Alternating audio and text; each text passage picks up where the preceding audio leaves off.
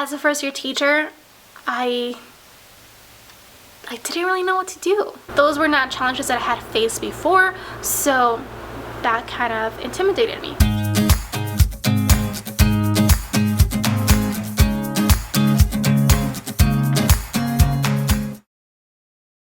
Hi guys, it's Fernanda. Welcome back to my channel. In today's video, I figured I would reflect on my first month of teaching. I don't know about you, but my education program in college was basically reflecting on everything, like reflecting on reflecting. We had to write reflection papers on methods courses, we had to write reflection papers on books, reflection papers on field experiences, reflection papers on students, reflection papers about ourselves. Pretty much anything you could reflect on, we had to reflect on. So I feel like it's kind of like embedded in my head that I have to reflect on this experience while I can. So in this video, I'm going to talk about things that I was scared of at the beginning of the school year, like the very first week of school, things that I think are going well, and then things that I want to improve on. So let's get started. So let's start with things that I was scared of.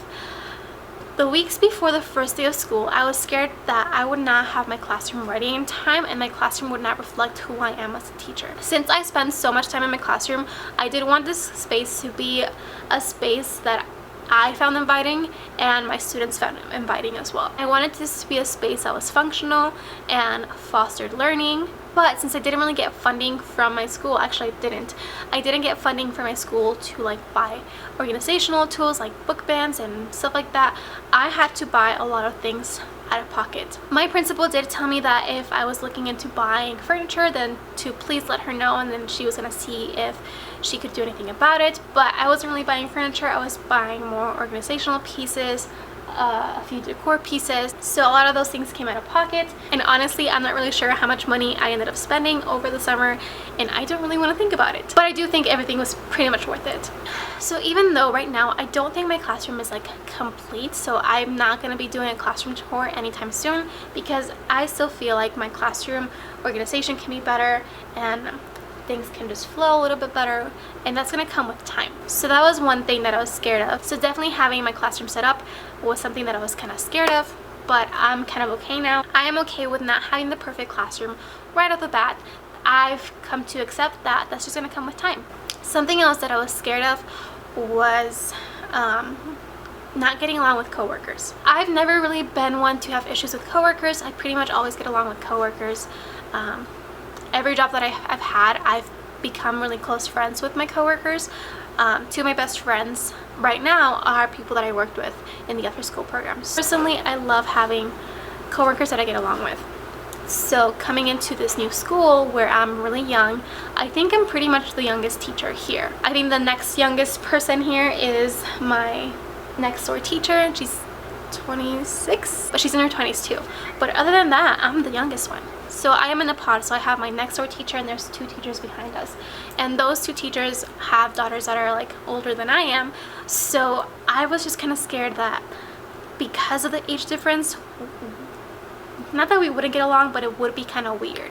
And honestly, it hasn't been. I was just in one of my teen teachers' classrooms and we were just having a conversation about everything, really, not just school stuff, but like personal stuff, and it just felt like I was talking to a friend that was my age. Like, age didn't make a difference. So I was just scared that I wouldn't have that support system from coworkers, and I'm so glad that I was wrong and I have amazing coworkers. Another thing that I was scared of coming into the school year was parents judging me because I am a first year teacher and I am young. Oftentimes on my channel I get comments saying, oh, you look so young, or you look so young to be you look too young to be a teacher, or stuff like that. I am old enough to be a teacher. I'm 23. I just turned 23, but like I said, I am the youngest teacher here, I believe. So because I'm young and because I'm a first year teacher, I was scared that parents were going to judge my ability to teach. And I'm not saying like I'm a perfect teacher, because I'm nowhere near that, but I think I am a capable teacher and I'm going to be getting better and better with time. So I was scared of that, but at the same time I kind of thought about it in the way that I'm their first teacher for most of them, so they don't really have anyone else to compare me to, so that kind of made me feel a little bit better. And honestly, I haven't had any parent issues thus far, and I'll knock on wood so I don't. So I think that fear is not like a huge fear anymore. Like, it's always in the back of my mind, but it's not like huge anymore. Another fear that I had was not being able to successfully implement a behavior system. I do have a behavior system in place, but there's always room for improvement. So even though I like what I have, I feel like I have to be more consistent. And I'll talk more about that in a little bit when I talk about things that I want to improve on. Another fear or worry of mine was paperwork. I remember in my college courses, we talked about the 45-day screenings that all kindergarten teachers must do for their students. And being a kindergarten teacher, that means I have to do one for all my students. And in my college courses, they made it sound like it was gonna be a very, very long process to do for every single student. And I just finished them on Friday, and it wasn't really that hard at all. So I am not scared of that paperwork per se, but I am kind of intimidated by the paperwork that comes after that. So if I want to start the process for SPED for a student, we did have a training on that last week, but I feel like I was so overwhelmed with everything that was given to me that day that I don't really know how to do it. So I am kind of scared when it comes to that. With that being said, I do have an amazing support system here in my pod, so I feel like when the time does come, I will be able to go to them and ask for help. The next worry I had was school supplies. So like I said earlier, I did buy a lot of things for my classroom out of pocket, and I was buying a few things like school supplies out of pocket as well. I bought some crayons, and I bought glue sticks and a few scissors as well. And I bought those because I didn't know if my kids were gonna come with school supplies or not. I talked to a few teachers here and there, and they told me that it was hit or miss. Some years they all bring school supplies, some years they don't bring school supplies. I was kind of scared that they wouldn't, because I had already spent so much money on my classroom that having to buy school supplies for all my students would not be fun. And yes, I've bought school supplies here and there, like I just bought composition notebooks for all my students. Things like that I don't mind, because it was only like $8. But if I had to buy composition notebooks and glue sticks and crayons and scissors and markers and all these things for all my students, and that would be a little bit too much. But luckily, pretty much all my students, I think all except one, brought all their school supplies and more. So that was amazing. Something else along those lines that I was scared of was snack. We have our lunch at 10:10 in the morning, and school starts at around 7:15. So it's a very long day, from 10:10 all the way to 2. It's a long time to not have eaten anything, especially when they're that little. So I for sure wanted to do a snack. Pretty much all the kindergarten teachers do it, so it's not like I'm just the only one doing it. But I was scared that parents would not want to provide a snack or like have a community snack, and then I would have to purchase a snack all the time. Luckily for me, all but one parent were willing to bring snack, and honestly I have so many snacks right now that I kind of want to tell parents like, hey, like let's take a break from it, but I think I'm just gonna keep receiving them. That way, like if there's ever a time where they can't bring a snack, we have a snack to fall back on. So I am very, very thankful that I do not have to provide a snack. I know that it may not be like this next year, but as of this year, I'm very thankful. And my last worry was my class size. When I finally got my class list, I saw that I had 14 students, and I was like, wait a minute, that's it? Like 14 students? That kind of made me nervous, because having a super small class also has its challenges. So those were not challenges that I had faced before, so that kind of intimidated me. I did end up gaining 2 more students, and I have 16, and honestly I'm super happy with this class size. When I saw that I had only 14 students, or 15, whatever I had at the time, well, someone commented on my YouTube channel that they were scared for me, because oftentimes when class sizes are this low in other schools, they will combine classes and they will like bump the teacher up or down. So that means it'll probably bump me up, because I'm the newbie, to 1st grade. But I asked because of that comment, and they don't do that at this school. Okay, so now let's talk about things that I think are going well. So first up, I think I've been doing a good job on building classroom community. Sorry, I can't talk. We have morning meeting every day, and my students really get along with everybody. Like, yes, there are people that like to hang out with each other, but they will hang out with other people, and I haven't seen them be mean to each other. And I know it's only been a month, but they haven't been mean to each other, at least not in the classroom. So I'm just very happy with how things are kind of flowing in the classroom as far as like interacting with one another. Something else that I think I'm doing well on is sight words. I didn't do such a good job last week, but the weeks before that I think I did a good job, but I can't attribute all of that just to my teaching, but I also have to attribute that to the parents at home. So all of my students know the sight words from weeks 1, 2, and 3. Not so much 4 because we didn't really go over them. I know it was like completely my fault, but from weeks 1 through 3, they all know those sight words, and it's great because they are able to read sentences like I like the blank, or I like you, or the I don't know, but they are able to read very simple sentences. So I'm doing super sight words is obviously kind of working. I know I'm all over the place, but like I'm just talking as things come to mind. But one last thing that I think I'm doing well is how I manage my morning routine. My morning routine is pretty simple, but it's quiet, it flows very well. So my kids come in, they hang their backpacks, put their water bottle in the back, and then they come to the carpet. I say good morning, I show them what to do for their morning work, they do their morning work, then we come to the carpet for a morning meeting, and then calendar, and then we go to specials. My principal has come in like twice, I believe, during that time period, and she's always saying like, oh wow, you guys are working so hard, that's really good, blah blah. So I think like my strength right now is my morning routine. Okay, so now let's talk about things that I want to improve on in the coming months and days and whatever. One thing that I really want to improve on is transitions.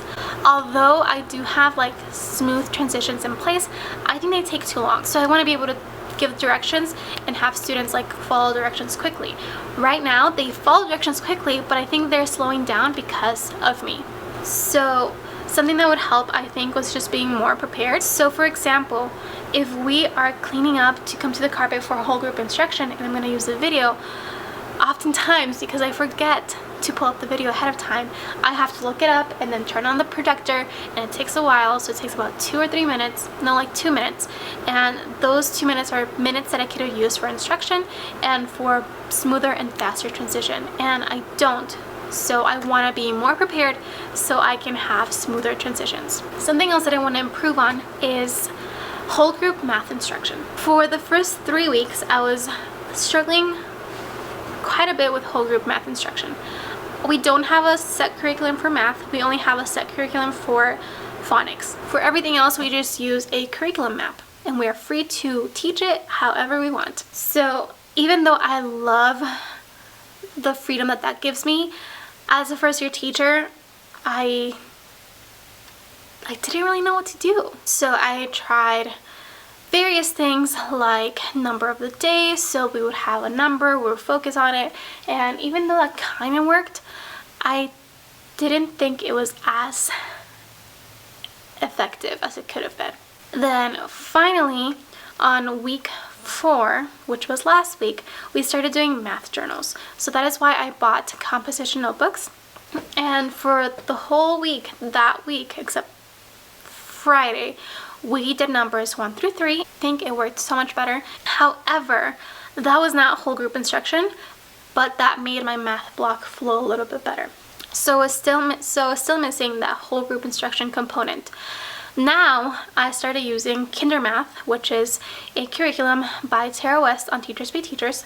So I started that on Friday and I did it today, and things went a lot smoother. We did a number talk, and I feel like that's what I was missing, but I still think there's plenty of room for improvement. So I have to work on keeping everybody engaged while having a whole group lesson. Another thing I want to improve on is my behavior management system.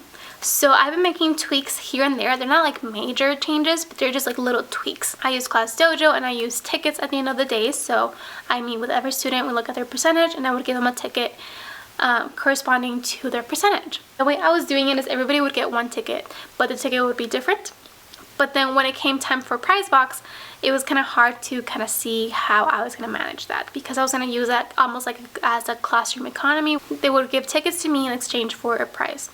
So now, after having had the first prize box event thing, I think I want to make it into where I want to change the ticket system to where if a student has 100%, they're going to get 3 tickets. If a student has 90% or higher, then they would get 2 tickets, and 80% they would get one ticket. Some of you were suggesting that instead. That way it's more of an incentive, but still everybody gets a ticket. So I want to do that. Something that I want to improve on with Dojo is kind of like staying on top of it. So I was pretty good about it the first few weeks. Last week and today I have not been very good about it, about giving points anyway. Like today I think I only gave out like 5 points per student, and that is not something that I want to do. The whole reason why I'm doing class dojo is for parents to be able to see how their kid is doing throughout the day. So if I'm only giving 5 points throughout the day, that doesn't really tell parents how their kid is doing. So I want to be better about that. Lastly, what I want to work on is parent communication. So I do have a class newsletter that I send out every Sunday, and I forgot to send it last Sunday, and I forgot to send it yesterday. Yesterday was Monday, but it was Labor Day. So I'm going to go ahead and do one today for this week, I guess. I'm going with Class Dojo. Class Dojo, I use it for communication, so I want to post more things on there that are going on in the classroom so the parents are aware. Lastly, what I want to work on is small groups. So now that centers are in place and choice centers are in place, I want to be able to start pulling kids for additional support, and I want to be able to do that the best way I can. I haven't figured out exactly what I'm going to do. Again, I'm going to ask for help and look at resources, but I just want to work on small group instruction and interventions. Okay, so that is pretty much it. I don't know what else to reflect on. So, I don't know if you guys enjoyed this video. I kind of did this more for me to look back on later on throughout the year or other years. So if you did enjoy this video, please give this video a thumbs up. And if you're not subscribed to my channel already, go ahead and hit that subscribe button and hit that bell too, so it gives you notifications when I upload. If you have any video requests that you want to see from me, please let me know in the comments below, and I will try to get to them as soon as I can. Yep, that is pretty much it today, and I will see you guys in my next video, which will be on Saturday, and it will be a weekly vlog. Bye guys.